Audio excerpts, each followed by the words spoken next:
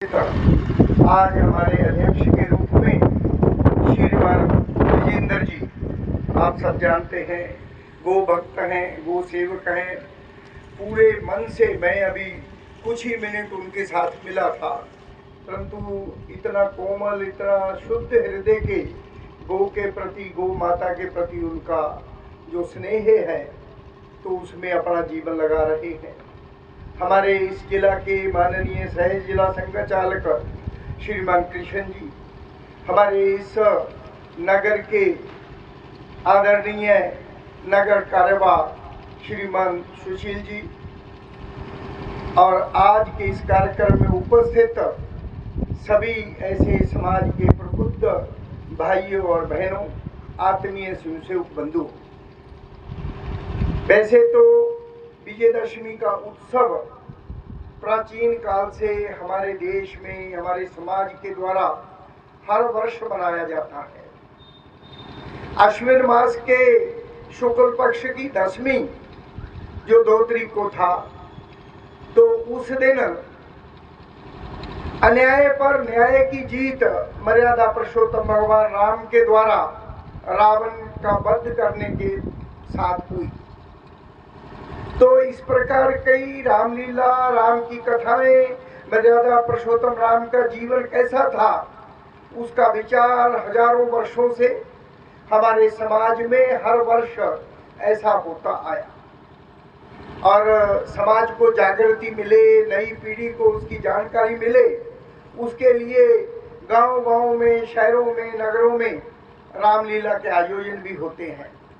भगवान राम का कैसा श्रेष्ठ चरित्र था, उसका राजा के प्रति, राजा होते राजा का कर्तव्य क्या है, भाई का क्या है, पिता का क्या है, बेटे का क्या है, अनेक प्रकार के रिश्तों के साथ कैसा हमारा कर्तव्य है, इसका चित्रण मर्यादा पुरुषोत्तम भगवान राम के जीवन से होता है। परंतु ये सदियों से मनाए जाने वाला पर्व जो श्रेष्ठ एक विजय का प्रतीक है, आज हम सब बरवाड़ा नगर के संघ के स्वयंसेवक इसको मनाने के लिए एक साथ आए हैं, पूर्ण गणवेश में आए हैं।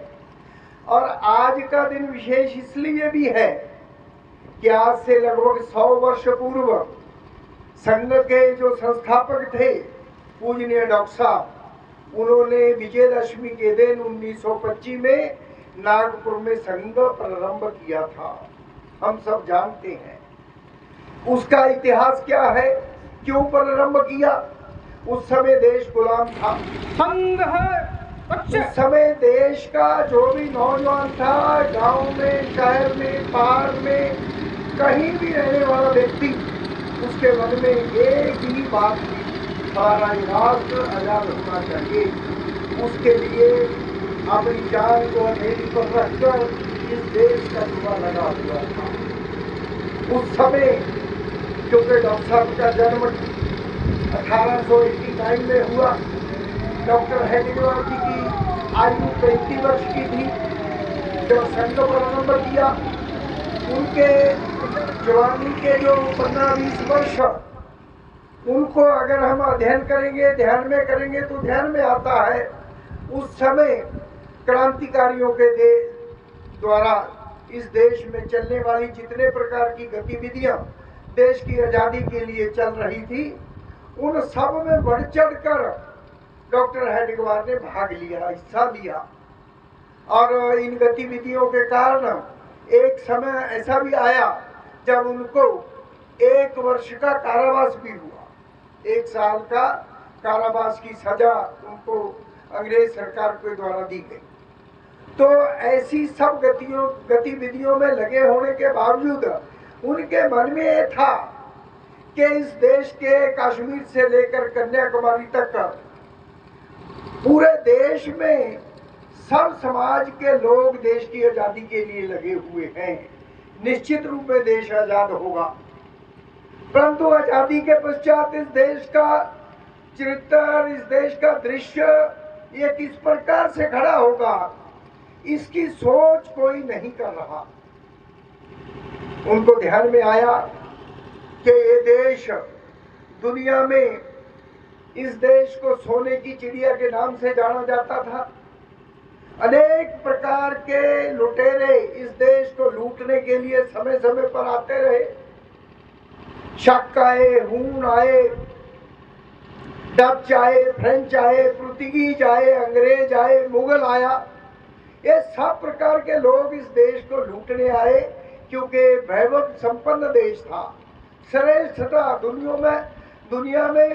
दुनिया का मार्गदर्शन करने वाला एक विश्वगुरु के रूप में देश था। परंतु गुलामी के कालखंड में एक समय जो 1000 वर्ष का लगभग ऐसा बीता, जिसमें इस देश में कई कमियां आई। कमियां इस देश की नहीं थी, परंतु जो आक्रांता आए वो अपना राज्य चलाने के लिए उन्होंने प्रयत्न किए कि इस देश को अनेक प्रकार के जाति, मत, पंथ, प्रांत, भाषा, अनेक प्रकार के भेदों में इस देश के मूल हिंदू समाज को बांटा जाए, कमजोर किया जाए, उसमें इस प्रकार की भ्रांतियां खड़ी की जाए, इस प्रकार के नैरेटिव बनाए जाए। तो इस सब प्रकार का षड्यंत्र जो लोग भी इस देश के ऊपर आक्रमणकारी के रूप में आए, उन्होंने करने का प्रयत्न किया। तो डॉक्टर हेडिगवार के ध्यान में था, देश निश्चित आजाद होगा। आजादी के बाद इस देश को फिर से विश्वगुरु के रूप में दुनिया का मार्गदर्शन करने वाला एक श्रेष्ठ देश के रूप में स्थापित करने के लिए एक व्यक्ति निर्माण का कार्य करना चाहिए। इस विचार को सोचकर उन्होंने उस समय देश में अखाड़े चलते थे, नागपुर में विशेषकर चलते थे। तो उसी तर्ज पर उन्होंने राष्ट्रीय स्वयंसेवक संघ की एक शाखा के रूप में विजयदशमी के दिन 1925 को कुछ बालकों को लेकर मोहत्ते के बाड़े में उन्होंने संघ रूपी इसका एक छोटे से वृक्ष का बीजारोपण किया। उस समय समाज में जब डॉक्टर हेडिगवार बोलते थे कि संघ की शाखा है, इसके द्वारा मैं व्यक्ति निर्माण करूंगा, मैं ऐसा देशभक्त व्यक्ति तैयार करूंगा जो भारत के लिए जिए और मरे, इस प्रकार की सोच उसकी बने, वो देशभक्त हो, वो इस समाज के जो प्राचीन परंपराएं हैं उनको मानने वाला हो, उनको आगे बढ़ाने वाला हो। इस प्रकार का एक व्यक्ति इस शाखा के द्वारा तैयार करूंगा। ये शाखाएं देश के हर गांव में लगेंगी, हर नगरों में लगेंगी, पहाड़ में लगेंगी, जंगल में लगेंगी। देश में इन शाखाओं में समाज के रहने वाले ऐसे बंधु आएंगे, वो संस्कार प्राप्त करेंगे और उसके द्वारा कुछ वर्षों में एक देशभक्त व्यक्ति का निर्माण होगा। और उस निर्मित व्यक्ति के द्वारा हम इस देश में जो मूलभूत इतने वर्षों में इस देश में कुछ कमजोरियां, कुछ भ्रांतियां खड़ी की गई है, जिसको हम जात पात, ऊंच नीच, प्रांत, भाषा, भेद इस प्रकार का बोलते हैं, इन सबको दूर करेंगे, समाज को साथ लेकर इन सबको दूर करेंगे। और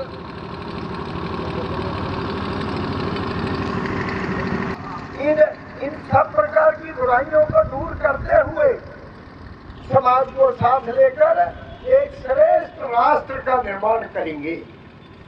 तो इस विचार का सोचकर उन्होंने देखा, पूरे इतिहास का अध्ययन किया, देखा कि भारत एक अमीर देश है। भारत दुनिया में अनेक देश हैं, उन देशों में का अगर अध्ययन करते हैं तो ध्यान में आता है अनेक यूरोप के देश हैं जिनमें पूरे वर्ष भर सर्दी रहती है, गर्मी में पैदा होने वाला कुछ भी वहां पैदा नहीं होता। कुछ मिडिल ईस्ट के देश हैं जो पूरा वर्ष भर गर्मी रहती है, 50 डिग्री से भी अधिक तापमान होता है, सर्दी में पैदा होने वाला कुछ भी वनस्पति वहां पैदा नहीं होती।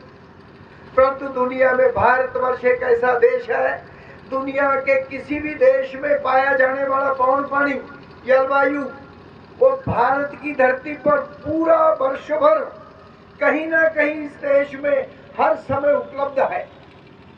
अभी आज अगर हम देखते हैं हमारा जो टेम्परेचर है लगभग 25, 26, 27 डिग्री से है, 18, 19 से लेके 25, 26 डिग्री तक है। आज अगर हम हिमालय के उस श्रीनगर, जम्मू कश्मीर और उसके ऊपर जाएंगे, हिमालय पर्वत के अनेक, लेह लद्दाख, कारगिल जाएंगे, तो आज आपको जितना ऊपर जाएंगे तो लगभग -20-25 डिग्री तक भी टेम्परेचर मिलेगा। उसी प्रकार से अगर सुदूर दक्षिण की तरफ जाएंगे, आप तमिलनाडु में जाएंगे, केरल में जाएंगे, अन्य प्रदेशों में जाएंगे, तो आज ही डेट में आपको 35, 38, 40 डिग्री भी मिलेगा। दुनिया के अनेक देशों में पाए जाने वाला पवन पानी, जलवायु, टेम्परेचर, वो भारत में पूरा वर्ष भारत के किसी न किसी हिस्से में मिलता है। इसका अर्थ क्या है? इसका अर्थ है दुनिया में पैदा होने वाली वनस्पति किसी भी देश में पैदा होने वाली, वो भारत में होती है। अभी मैं 10 दिन के, अभी 2 दिन पहले ही मैं आया हूँ। मैं 10 दिन केरल के टूर पर गया था। केरल में जैसे हमारे जंगल है, जो लौंग, इलायची जो 4000 रुपए किलो हमें मिलती है, आज हम देखते हैं हरी इलायची, छोटी इलायची जिसको बोलते हैं, काली मिर्च है, काजू है। ये जंगल में पेड़, लाखों करोड़ों की गिनती में पेड़ जंगल में खड़े हैं, उन पर लगती है। ये कोई विदेश से आने से नहीं, भारत में है। भारत इसका निर्यात विदेशों में करता है। भारत में अभी मैं अपने संघ के इस प्रवास के दौरान मार्च में मैं लाहौल स्पीति गया था। उस समय वहां -16 डिग्री टेम्परेचर था। दुनिया का सबसे उत्तम सेब, जिसको किन्नौर का सेब बोलते हैं, वो भारत की धरती पर होता है। पूरे दुनिया में वहां किन्नौर के लोगों से पता चला कि किन्नौर में पैदा होने वाला जो सेब है, उसकी जो सेकंड क्वालिटी वो भारत में जाती है। जो फर्स्ट क्वालिटी सेब की बगीचे के पेड़ पर लगा हुआ सेब लगभग 700-800 रुपए किलो पहले से ही बिक जाता है। उसका दर्शन हमें नहीं होता, पर हमारे देश में पैदा होता है, पूरी दुनिया में हो जाता है। भारत प्राकृतिक दृष्टि से भी श्रेष्ठ है, अमीर भी है, श्रेष्ठ भी है। फिर भारत में अगर हम देखेंगे, भारत में जो पैदा होने वाले लोग हैं वो बहुत श्रेष्ठ जोड़ा है। हजारों की गिनती में, लाखों की गिनती में यहाँ युद्ध हुए। मर्यादा पुरुषोत्तम भगवान से लेकर आज तक अनेक प्रकार के युद्ध हुए। हमारे समाज में विश्व को विजय प्राप्त करने वाले सिकंदर का नाम लिया गया, पर एक नैरेटिव खड़ा किया गया, जो जीता वो सिकंदर। सिकंदर कहाँ जीता? सिकंदर तो झेलम दरिया पार ही नहीं करने दिया। वो अपने घर सावत वापस नहीं जा पाया। छत्रपति शिवाजी महाराज ने 270 से अधिक युद्ध लड़े, एक भी युद्ध में पराजित नहीं हुए। जो जीता वो शिवाजी नहीं हुआ, क्योंकि देश के गुलामी के कालखंड में इस प्रकार के नैरेटिव इस समाज में खड़े किए गए। उसका कारण रहा हमारी जो शिक्षा पद्धति थी, वो अंग्रेज ने, आप सब जानते हैं, लॉर्ड मैकाले के द्वारा दी गई शिक्षा पद्धति अभी कुछ वर्षों पूर्व तक हमारे देश में चलती रही। वर्तमान समय में हमारे इस देश में, हमारे देश के यशस्वी प्रधानमंत्री, उन्होंने दोबारा से भारत में किस प्रकार की शिक्षा चाहिए, उस शिक्षा नीति का अभी दोबारा से पूरे देश के सामने समर्पित की है। तो धीरे धीरे उस पद्धति के द्वारा इस देश में फिर से उस प्रकार के वीर योद्धा, श्रेष्ठ ऐसे व्यक्ति, हमारा देश पूर्ण रूप में कभी किसी का गुलाम नहीं रहा। कोई एक हिस्से में गुलामी नहीं होगी, परंतु पूरे देश में संघर्षरत रहा। तो इस प्रकार से देश अमीर भी था, प्राकृतिक दृष्टि से भी संपन्न है, और इसमें वीर योद्धा भी हुए, और इसमें बुद्धिमत्ता भी की कोई कमी नहीं रही। बुद्धि की दृष्टि से देखें, प्राचीन काल में इस देश में सैकड़ों की गिनती में बड़े बड़े विश्वविद्यालय थे। नालंदा और तक्षशिला विश्वविद्यालयों का नाम आपने सुना होगा, जिनका आक्रमणकारियों ने उनको जलाया। सैकड़ों महीनों तक उनमें आग जलती रही, किताबें जलती रही, साहित्य जलता रहा, परंतु उसके बावजूद भी आज भारत की धरती पर जितना साहित्य हमारे ऋषियों मुनियों संतों के द्वारा जो सृजित किया गया आज भी विद्यमान है। दुनिया का मार्गदर्शन करने के लिए आज भी हम श्रेष्ठ हैं। भारत का नागरिक सांस्कृतिक दृष्टि से पूरे विश्व में एक कोऑपरेटिव जियो और जीने दो, इस प्रकार का विचार लेकर चलने वाला है। हम सब आज पिछले कुछ वर्षों में आपने एक शब्द सुना होगा, वसुधैव कुटुंबकम। पूरा विश्व एक परिवार है, यह भारत की मान्यता है, यह भारत का प्राचीन विचार है। भारत का व्यक्ति पूरे विश्व को एक परिवार के रूप में देखता है। पूरे विश्व में रहने वाले जितने बड़े बड़े देश हैं उन सबके रहने वाले लोग विश्व को एक व्यापार की दृष्टि से देखते हैं। ये संस्कारों के द्वारा, जैसे मैकाले की शिक्षा नीति के कारण अभी 1-2 वर्ष पूर्व मैं अपने कुछ उद्योगपति दोस्तों के साथ साउथ अफ्रीका घूमने गया। वहां देखा, वो बिजनेसमैन दोस्त थे, मित्र थे। उन्होंने मेरे को कहा कि पवन जी, हम ये देख रहे हैं इतने दिनों से, ये देश तो अभी कितना लूटने के लिए बाकी पड़ा। यहाँ तो अभी कुछ नहीं, कोई भी उद्योग लगाएंगे, कोई भी वो करेंगे, अच्छे उसमें बिकेगा। यहाँ तो कुछ नहीं, क्योंकि वो जो सोच है विश्व की सोच, जो हमारे देश में भी परकीय गुलामी के कारण हमारे देश में भी रही। उन्होंने इस कारण से कहा, पूरा देश, पूरी दुनिया इस विश्व को व्यापार की दृष्टि से देखती है, परंतु हम लोग इसको परिवार की दृष्टि से देखते हैं। ये वसुधैव कुटुंबकम केवल कहने के लिए नहीं है, ये हमारे जीवन में है। मैं उसका एक उदाहरण देता हूँ।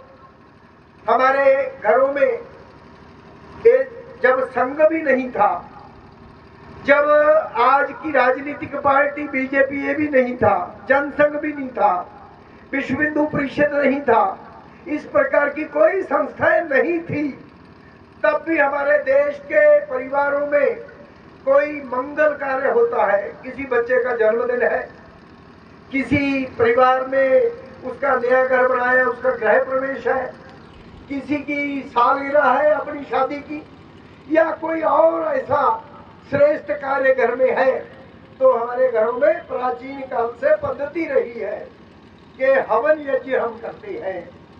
हवन यज्ञ का आयोजन होता है।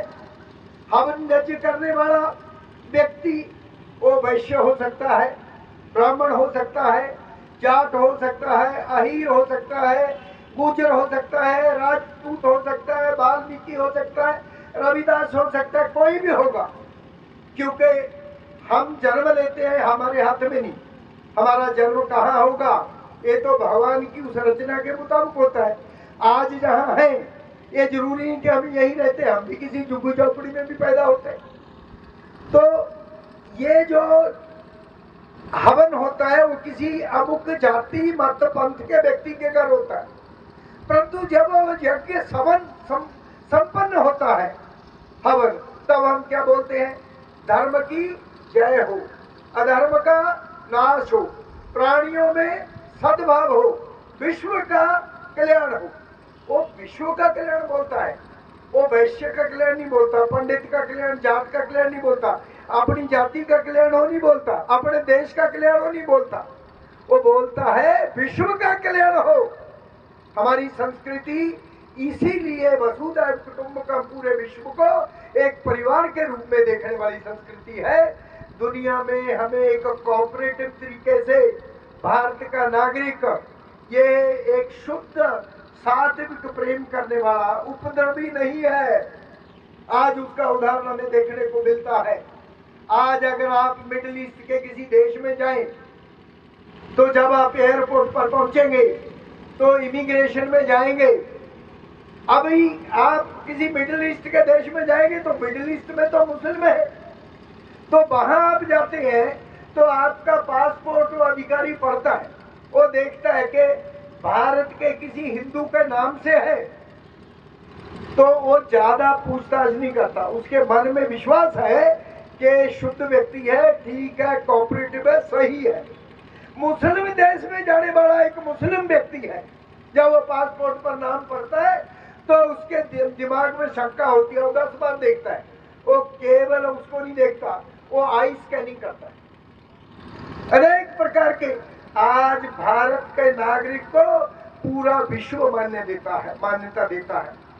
ऐसे सब गुणों के बावजूद भी डॉक्टर हेडिगवार को उस समय 1925 में ये विचार करना पड़ा कि इस देश में उस प्रकार का नागरिक पैदा करने के लिए ये संघ की एक पद्धति शाखा के रूप में चलने वाली इसको प्रारंभ करना चाहिए।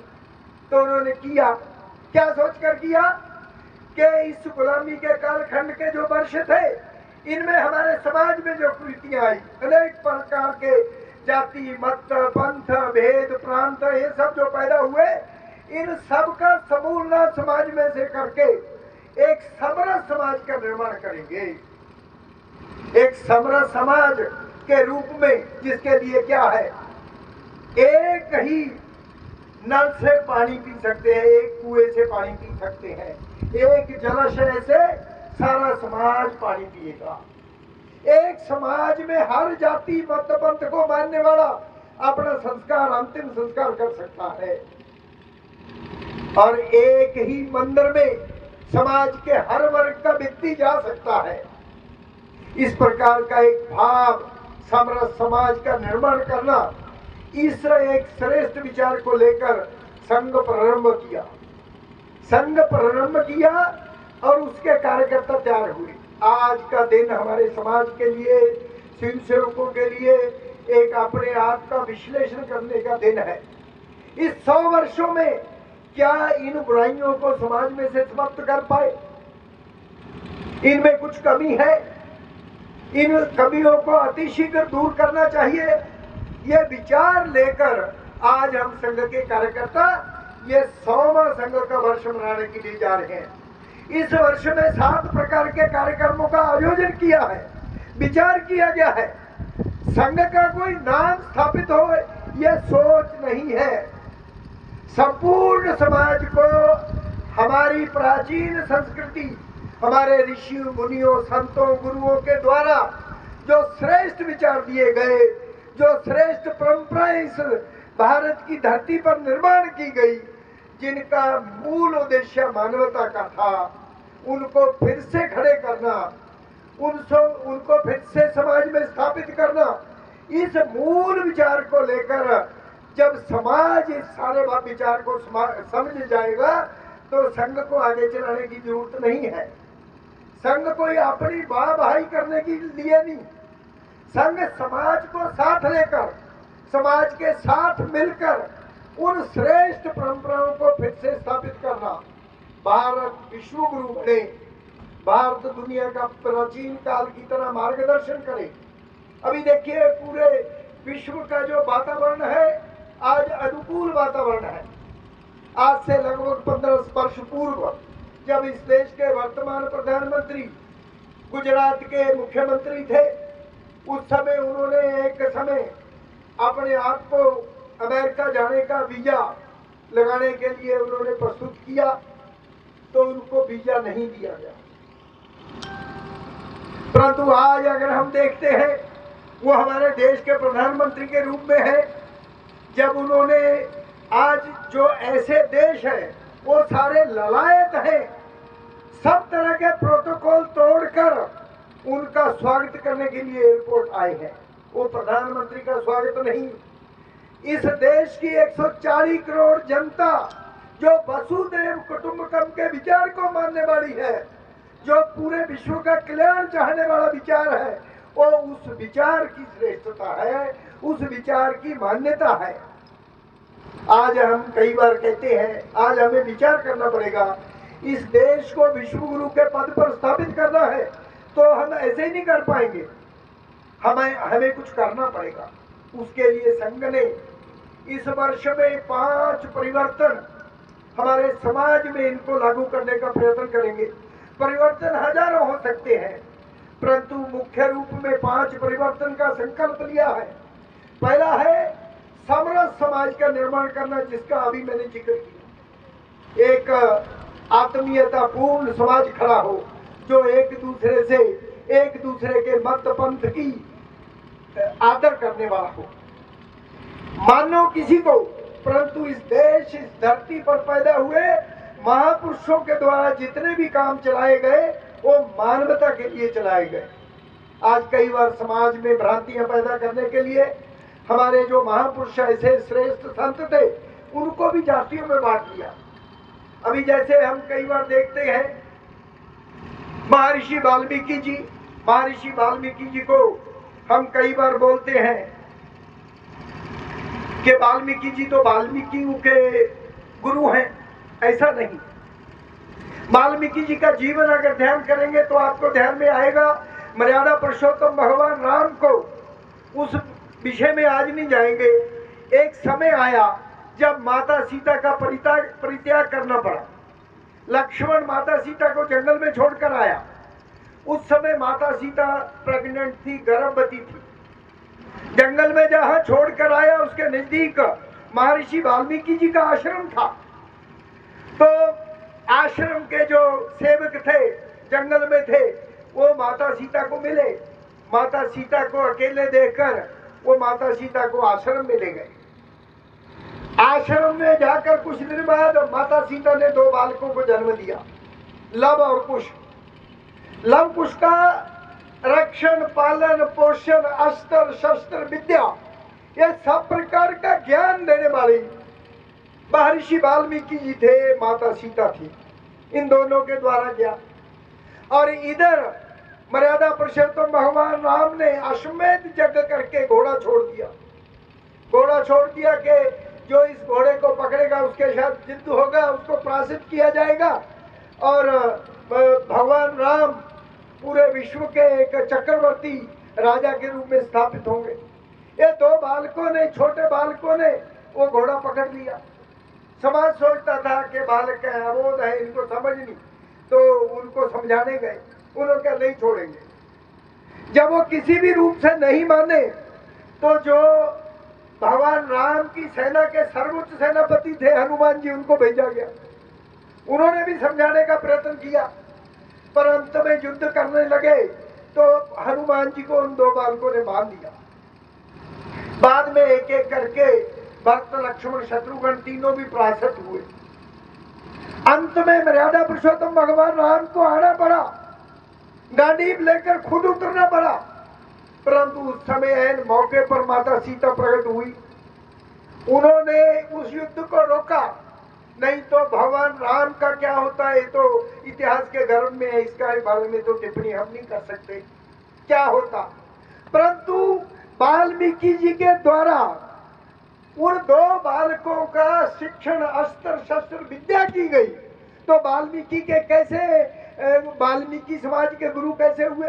क्यों नहीं हो 140 करोड़ संपूर्ण समाज के हुए? संपूर्ण समाज के वाल्मीकि जी है। ऐसे किसी भी संत के बारे में लेंगे, उस समय में क्या समस्या थी, क्या था, उनका जन्म कहीं हुआ होगा, पर इस देश की धरती पर पैदा होने वाले ऐसे महापुरुषों ने मानवता के लिए कार्य किया है। मानव के लिए क्या है, केवल देश के लिए नहीं, विश्व के लिए कार्य किया है।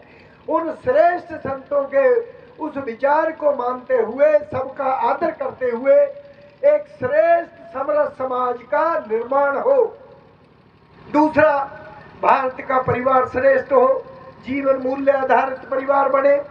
हमारे एक बड़े परिवार जिसको ज्वाइंट फैमिली सिस्टम कहते थे, पूरा दुनिया उसका दर्शन करने आती थी। 60, 70, 80 लोग, 3 पीढ़ियों के लोग एक परिवार में रहकर आत्मीयता से, त्याग से परिवार में चलाते थे। परंतु वर्तमान में एकल परिवार हो गया। क्योंकि एकल परिवार कैसे हो गया, उसकी सोच में भी आया। हमारे वर्तमान समाज ने सोचना शुरू किया। आज से 20 साल पहले हम बोलते थे 2 या 3 बच्चे होते हैं घर में अच्छे। 10-15 साल पहले फिर बदला इस नारे को, हम 2 हमारे 2। अब फिर रिसेंट फिर बदल दिया, एक ही काफी और से माफी। अभी इससे भी भयंकर और बदल आ रहा है। उसकी सोच हमें करनी नहीं चाहिए। शादी करने की जरूरत ही क्या है, लिविंग रिलेशन। तो ये जो कुरीतियां आज भी बढ़ रही हैं, ये हमारे विचार करने का विषय है। समाज के विचार करने का विषय है। आगे चलकर हमारा समाज किस दिशा में जा रहा है, आगे इसका क्या बढ़ेगा, तो ये सब प्रकार का विचार इस शताब्दी वर्ष में संघ के कार्यकर्ता समाज को साथ लेकर करेंगे और इन कुरीतियों को समाज में से दूर करके एक जीवन मूल्य आधारित परिवार खड़ा करेंगे। तीसरा है प्रावर्ण। प्रावर्ण के बारे में आज सब जगह बहुत चर्चा है।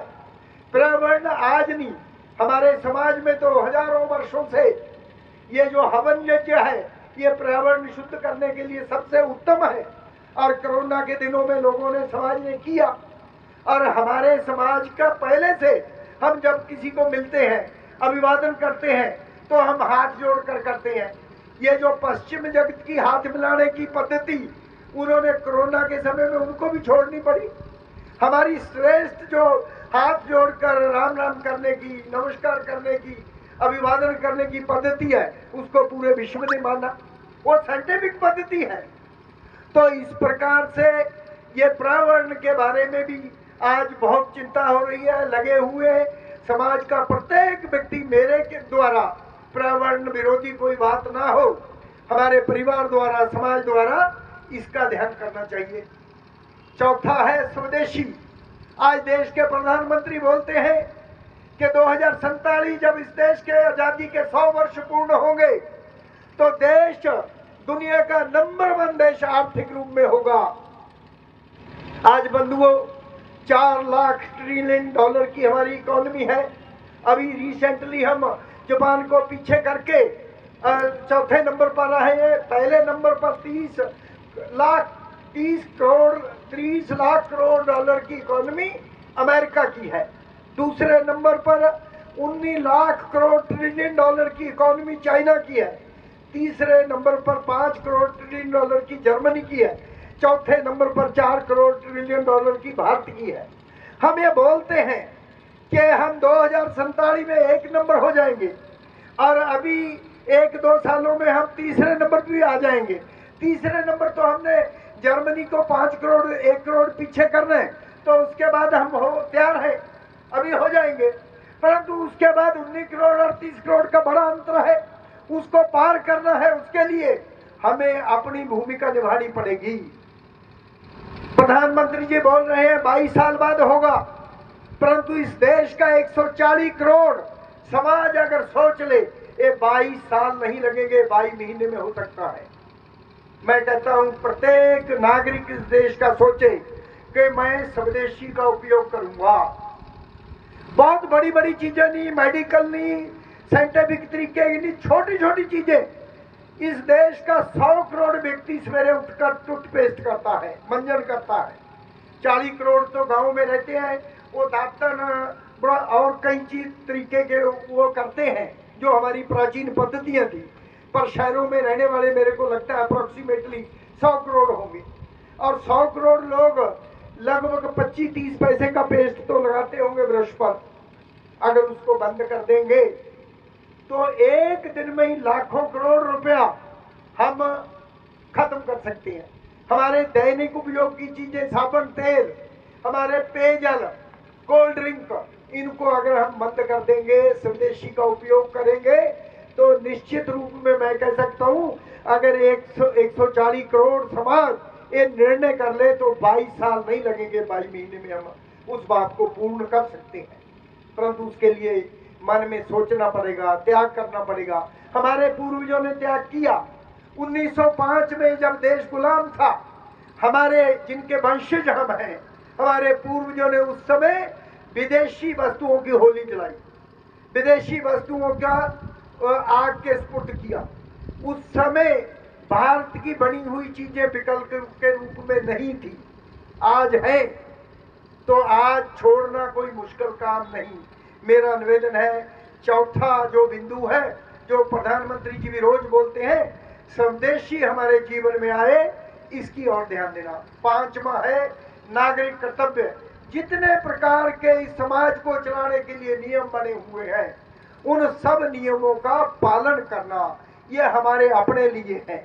आज एक मोटरसाइकिल पर बैठकर चलने वाला, उसके लिए हेलमेट अनिवार्य है, वो हेलमेट नहीं पहनता, हेलमेट मोटरसाइकिल के हैंडल पर टंगा हुआ है, नहीं पहनता, तो पुलिस वाला रोक कर चलान करता है, तो उसका अच्छा नहीं लगता। ये क्या पुलिस वाले के लिए हेलमेट है? हेलमेट अपने लिए है, अपनी सुरक्षा के लिए है। ये जितने भी नियम हैं, किसी भी प्रकार के नियम हैं, वो सब नियम हमारे समाज को एक डिसिप्लिन में, सिस्टम में चलाने के लिए, भले ही वो टैक्स है, कुछ भी है, अगर हम सब लोग उन नियमों का पालन करते हैं, इन 5 बिंदुओं के ऊपर हम विचार करके कोई ना कोई आज के इस पवित्र दिन में, विजयदशमी जो विजय का पर्व है, अपने लिए, अपने परिवार के लिए कोई ना कोई एक संकल्प लेकर यहाँ से जाएंगे, तो मैं कह सकता हूँ निश्चित रूप में हमने एक श्रेष्ठ राष्ट्र की ओर हमने अपना कदम बढ़ाया, अपना योगदान दिया, और हम अपनी आंखों के सामने जिस प्रकार का वातावरण है, इस देश को विश्व गुरु के रूप में दुनिया का मार्गदर्शन करते हुए हम अपनी आंखों के सामने देख सकते हैं। इतना ही कहकर मैं अपनी बात समाप्त करता हूँ। धन्यवाद।